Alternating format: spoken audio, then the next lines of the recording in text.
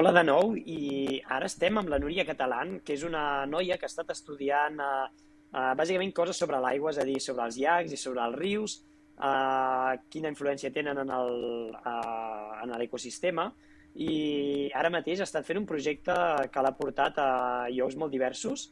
De fet, ha estat treballant amb el Servei Geològic dels Estats Units amb un projecte que em sembla que es diu Water Mission Area, que bàsicament he estat estudiant doncs, això exactament com els rius i els llacs interfereixen amb el cicle de carboni, no? Però per parlar-ne, millor deixem a la Núria que ens ho expliqui. Hola, Núria, com estàs? Hola, Kilian. Bé, molt bé. Moltes gràcies per convidar-nos a tenir aquesta oportunitat de compartir amb vosaltres la nostra recerca. Sí, com bé dius, tinc un projecte de la Unió Europea, un projecte Marie Sklodowska-Curie, centrat en entendre doncs, el paper d'aquests rius i llacs en el cicle del carboni global. Bàsicament abans es pensava que aquests ecosistemes només transportaven carboni cap al mar i fa uns anys ja va canviar aquest concepte. Se sap que de fet transformen activament aquest carboni i el meu projecte, que es diu Cron, intenta esbrinar quin és aquest paper en concret en sistemes de l'Àrtic. Sembla molt interessant perquè, com dius, el cicle carboni, suposo que l'heu estudiat tots vosaltres, no? Que el carboni, a través de diferents mecanismes, doncs, torna a la Terra, van als rius i després va als oceans. Però, com deia la Núria, doncs, aquests rius i aquests llacs no és només un sistema de tuberies per portar-los fins a l'oceà, sinó que tenen un rol. I exactament en l'Àrtic, què heu estat trobant? Quin és el resultat dels estudis?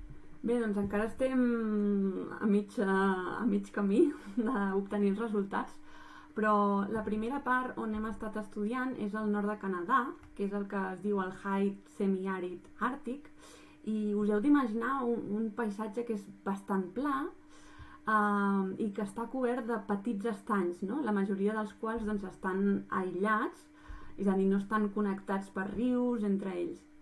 I el que estem intentant entendre és si aquests llacs ens estan ajudant, per així dir-ho, amb el canvi climàtic, perquè el que estem veient és que en moltes d'aquestes àrees aquests sistemes capten diòxid de carboni de l'atmosfera, perquè tenen presència, per exemple, de moltes plantes aquàtiques i de molt de creixement algal, segons l'estació, que ens ajuda, que està captant aquest CO2 de l'atmosfera. Aleshores, el que intentem veure és si això serà així en el futur o si, degut als canvis que està patint l'Àrtic, com és els canvis en el permafrost o en els patrons de la precipitació, si faran canviar el paper que aquests llacs tenen en aquest cicle del carboni. Ara precisament has tret una paraula que ens sona potser molts, que l'hem sentit a les notícies o en algunes converses, que és el permafrost, no? Què és exactament el permafrost i quin és el seu rol amb el clima? Sí, doncs el permafrost, que crec que la paraula en català seria permagel o pergelisol, no? Són sols que es mantenen congelats de manera permanent i mínim 2 anys seguits. Aleshores es composen d'una barreja de roca, de sòl i de sediments que estan cohesionats per un ciment que seria el gel. Aleshores, per entendre una mica més com funciona, ens hem d'imaginar que fem un tall, no? Si féssim un tall, el que veuríem és una capa superficial, que és el que anomenem la capa activa, que és sòl que es congela i es descongela anualment.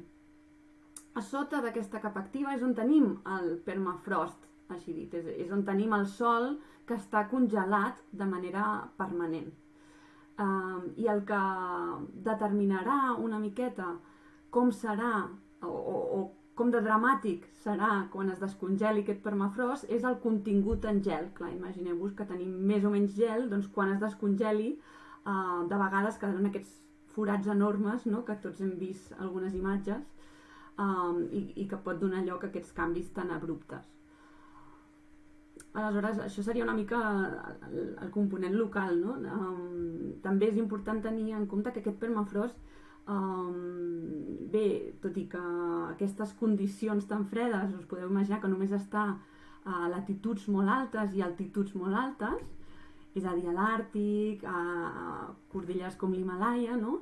Doncs això representa el 25% de la Terra de l'hemisferi nord, i a llocs com a Alaska doncs fins al 85% del territori està ocupat per permafrost, vull dir, és extens.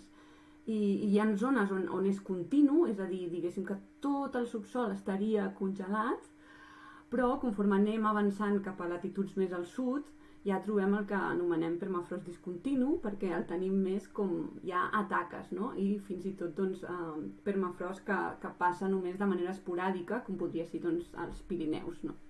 Bueno, des del punt de vista del carboni, el que és la rellevància i el fet del per què se'n parla tant és perquè aquest permafrost conté molt de material orgànic, de fet conté el doble de carboni que l'atmosfera.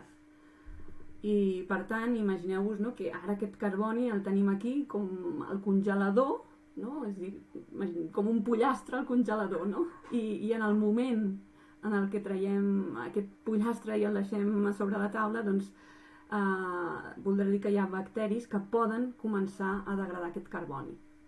I al fer-ho, com nosaltres, doncs respiren i emeten en forma de diòxid de carboni de metà, aquest carboni que ara està en un congelador, doncs l'emeten cap a l'atmosfera, contribuint al canvi climàtic. És a dir, que el fet de que aquest permafrost doncs, es descongeli no només és una continuació, diguéssim, de l'augment de temperatura, sinó que l'acceleraria en el sentit de que hi hauria molt més carboni que s'emetria cap a l'atmosfera, no? És a dir, de fet, molts de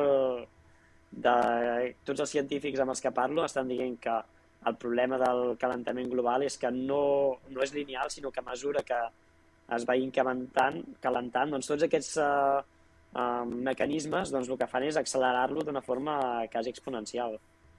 Sí, exacte, o sigui, ho has explicat molt bé.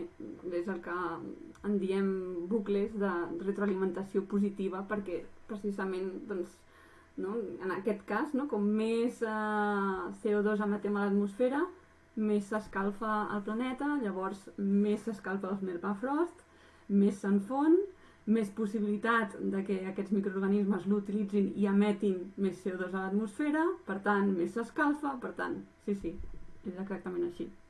I ara que parlaves de temperatures molt altes, no sé si alguns de vosaltres aquest estiu veu veure les notícies que deien que havia estat plovent en els cims més alts de Groenlàndia. I jo crec que és una notícia que molts en xoca, no? De veure llocs on normalment ha de fer molt fred, on sempre hi ha neu, doncs que estigui plovent. Per què passa això? Doncs passa perquè el canvi climàtic, una de les coses que està fent és canviar els patrons de precipitació a escala global. Aleshores, en el cas en particular de l'Àrtic, però en moltes de les regions de muntanya en general, el que està passant és que està deixant de nevar i aquesta neu s'està transformant en pluja. I bueno, això té una sèrie en el nostre cas, no? Pues, imagineu-vos, no? El paisatge del que parlàvem abans, no? Aquell paisatge pla, amb tot d'estanyets desconnectats. Són així perquè només els hi arriba neu. Ara mateix el 70% de la precipitació allà és en neu, però es calcula que en unes dècades només serà el 30% en neu, tota la resta serà pluja. Doncs clar, l'escorrentia superficial, no? És a dir, la manera que es mou la pluja per sobre la superfície és molt més ràpida i molts d'aquests estanys doncs, passaran a ser sistemes connectats i pensem que, per exemple, doncs, rebran molts més aports terrestres que no pas ara. Això és molt interessant perquè tot el que has explicat és com tots els sistemes estan connectats, no? I que no un sol canvi moltes vegades podem pensar que és estètic o que no ens afecta gens, no? Doncs uns graus de temperatura o el canvi de pluja-neu, però veiem que té un efecte molt gran amb el sistema hidràulic, amb la qualitat del terra, del sol, amb l'acceleració del canvi climàtic, i jo crec que dona molt a pensar veure això, que que coses que a vegades ens poden semblar molt petites, doncs realment tenen un efecte a tots els sistemes que hi ha al planeta. Doncs, Núria, moltes gràcies per explicar-nos totes aquestes coses i esperem que et vagi molt bé la teva recerca i que ens en puguis parlar ben aviat. Doncs moltíssimes gràcies. Espero haver-vos ajudat a entendre una mica més com funcionen aquests sistemes àrtics i res, quan vulgueu, doncs aquí estem.